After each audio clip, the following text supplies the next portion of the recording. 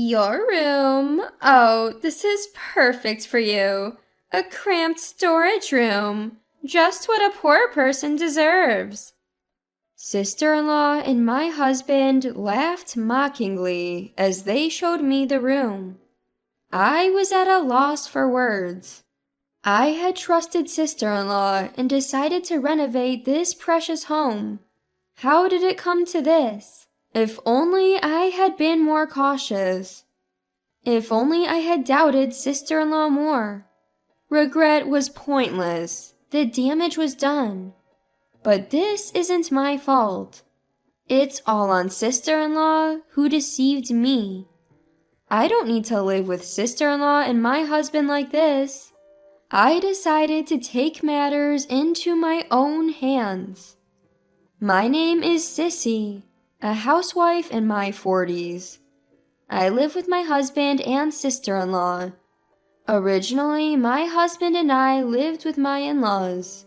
But a few years ago, sister-in-law who had divorced moved in, saying she was lonely living alone.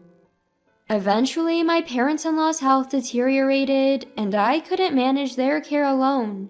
So we had to send my parents-in-law to a nursing home, leaving me, my husband, and my sister-in-law to live together. When my parents-in-law moved to the nursing home, I had a big fight with sister-in-law. This house is mine, inherited from my father to live with my parents-in-law. Now that my parents-in-law are gone, I wanted sister-in-law to leave. But my husband and sister-in-law strongly opposed. You can't kick her out now. We've lived together for so long. They argued and I couldn't refute them. So I had no choice but to continue living with sister-in-law. Why did I want to kick her out? Because she's been unemployed since her marriage. She doesn't even work part-time, just lives off money from my parents-in-law. I've never seen her contribute to household expenses. I can't keep supporting her. That's why I wanted her to leave and become independent. But my husband didn't take kindly to me wanting to kick out a sister. Our relationship worsened after that incident. I blame it all on sister-in-law. If she were a decent person, things would be different. Still, we've managed to live together. But sister-in-law doesn't help with anything. She doesn't contribute money, so the least she could do is help with chores. But she just lounges on the sofa all day. Sister-in-law, please do some work. You can't just lounge around forever. When I say this, she yells. Don't criticize what I do. How dare you, being just a wife? She hates it when I oppose her, even though she does nothing all day. If you don't like it, why don't you leave? Why should I? You should leave. This is my house. I'm not going anywhere. If anyone should leave, it's you, sister-in-law. And so, our relationship worsens with each argument. My husband always sides with my sister-in-law. Whenever sister-in-law tattles on me, he says, What's your problem with my sister? Just because you own the house doesn't mean you can act all high and mighty. Living sandwiched between my sister-in-law and my husband is unbearable. I've been racking my brain to find a way to kick sister-in-law out, but I can't come up with a good plan. What if I grow old and still can't mend my relationship with sister-in-law? What if I have to keep putting up with her unemployment? The thought keeps me up at night. My husband sides with sister-in-law, so I have no one to confide in, and my mental health is deteriorating. I thought about consulting my parents-in-law, but ever since hearing they were enjoying their retirement, I hesitated to burden them with my problems. One evening at dinner, sister-in-law said, I have something to discuss. I braced myself for bad news, but sister-in-law suggested renovating the house. The house, inherited from my father, was showing its age and had some issues. I had been meaning to fix it, but hadn't found the time. When I told sister-in-law, she said, leave it to me, and offered to find contractors. Sister-in-law had never shown initiative before, but knowing she was thinking about the house changed my perspective. Maybe this was an opportunity for her to reconsider her actions. So I entrusted the renovation to sister-in-law. At first, I kept an eye on her, but things started to look suspicious. She found contractors that were suspiciously cheap or known for shoddy work. When I questioned her commitment, she fake cried and complained to my husband. He misunderstood and scolded me, saying, "How could you treat my sister like that when she's trying to help?" From then on, anytime I confronted sister-in-law, she threatened to tell my husband. He started to view me negatively and would scold me without even listening. I thought about canceling the renovation, but was met with strong opposition from both sister-in-law and my husband. Your precious home may be in serious trouble if things continue like this. I continued to work hard, even as new worries piled up. I was already stretched thin and started to feel the physical toll. I even used the time I didn't have to spare to look for a contractor. Eventually, I lost the energy to confront sister-in-law. When she suggested sketchy contractors, I'd say, "If you think it's fine, then it's fine." Sister-in-law seemed pleased and took over the entire renovation process. After spending a few days in a business hotel, I received a message from sister-in-law saying the renovation was complete. The house looked surprisingly good and fit well into the neighborhood.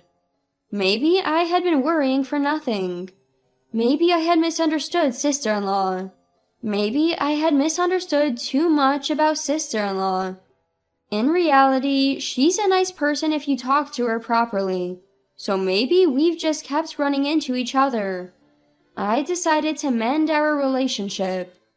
Let's try to make progress little by little. And walk down the new hallway. "Sister-in-law, where's my room?" I was tired from the hotel stay and wanted to rest. Sister-in-law stopped in front of a storage room. "Your room? Ah, this is perfect for you. A cramped storage room. Just what a poor person deserves." Saying that, sister-in-law opens the door. She opened the door to reveal a small, dim room. I saw my husband laughing out of the corner of my eye. He must have known this would happen. "You think I'd let a wife like you have a decent room? You're such an idiot." Sister-in-law laughed. My husband joined in. I was at a loss for words. Why did I ever agree to the renovation? If I had been more cautious, if I had doubted sister-in-law more, this wouldn't have happened. I regretted letting them have their way with the house my father gave me, and resentment towards sister-in-law and my husband surged within me. I felt foolish for thinking we could reconcile. Sister-in-law and my husband were hopeless. "Fine, I'll leave then," I said and turned around. My sister-in-law and her husband tried to stop me, looking panicked by my unexpected move. Hey, you're just gonna walk out on your home like that? This is your family home, isn't it?" "Yeah, if you leave, this house will be ours, fair and square." "What are you talking about? If I leave, I'm selling the house." Hearing this, both of them gasped in disbelief. Unbelievable. They didn't even understand something so basic. This house was bought by my father and passed down to me.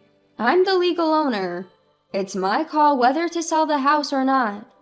I have no reason to own a house I'm not living in, so selling it is the obvious choice. "You can't just do whatever you want. What about our lives?" My sister-in-law retorts, her face turning red. Neither she nor my husband have any say in my decision. "I don't need your permission. It's late now, so I'll contact a real estate agent tomorrow." I head for the door again. They shout, "Wait!" but I ignore them. Later, I move to a weekly apartment and start planning my next steps. My phone keeps ringing from my sister-in-law and her husband, so I block their calls. Idiots who don't even understand their own situation. How did they think they could live in that house? Did they imagine my parents-in-law bought it for them? My parents-in-laws aren't wealthy. Even if they passed away, they'd leave only a small inheritance. Despite this, my foolish sister-in-law and husband seem to be under some delusion. This is a good opportunity to set them straight. I'll teach them who's making their lifestyle possible. Determined, I move on to my next steps. The next day, I go to a real estate agency to get the house appraised. But they're fully booked, so it'll be a while before anything happens. I decide to go back home to update my sister-in-law and husband. When I get there, the house is a mess. Trash is scattered everywhere, from the entrance to the hallway. Among the trash are clothes and daily necessities.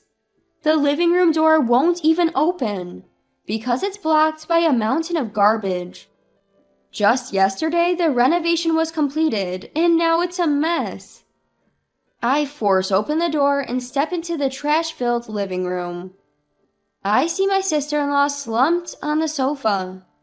Sister-in-law, what are you doing? She jumps at the sound of my voice. When she realizes it's me, she clings to me as if I'm her savior.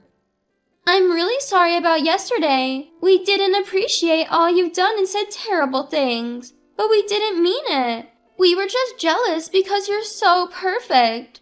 We always appreciated you and believed you'd come back. Let's work together from now on. Her words are too convenient to be true. I can only look at her with disdain. We can't do anything without you. Look how dirty the house got in just one night, she says, looking around disgustedly. When we lived together, I did all the housework. Neither of them ever helped, especially with cleaning. If I didn't clean, they'd just leave the rooms messy.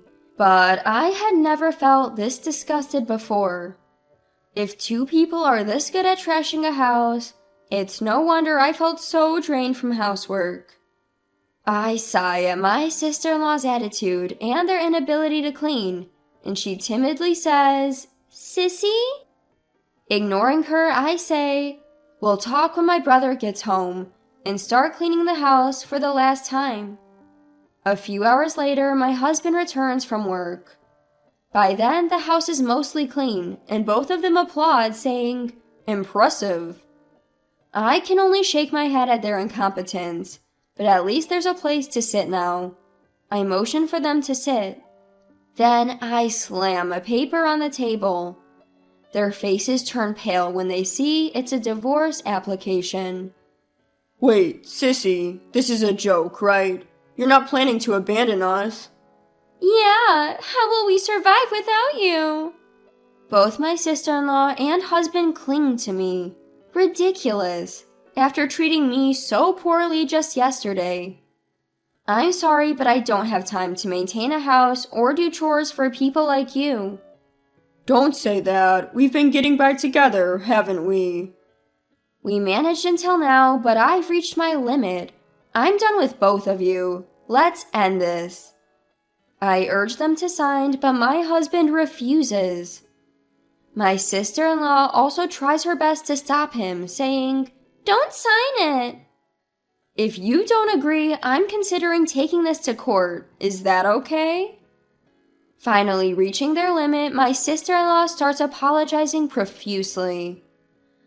I'm really sorry. I apologize for how we've acted. Please don't divorce us or take us to court. Don't abandon us. She pleads, tears streaming down her face. My husband also starts apologizing deeply. But my decision was unshakable. After that, we continued divorce negotiations through lawyers. Eventually, they gave in and we divorced. Because of their treatment of me, it was a fault-based divorce, and I received compensation.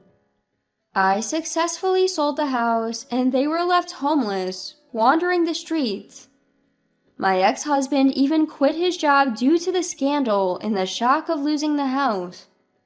Now, he and my former sister-in-law are scraping by, living in an old apartment and working part-time.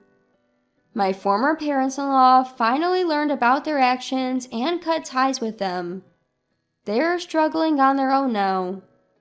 As for me, I was able to sell the house for a higher price than expected and use the money to rent a decent apartment. Now I'm enjoying a comfortable life, working from home. Living alone after so many years was initially challenging, but it became incredibly comfortable to my own surprise. After spending so long serving others, I want to live kindly for myself from now on.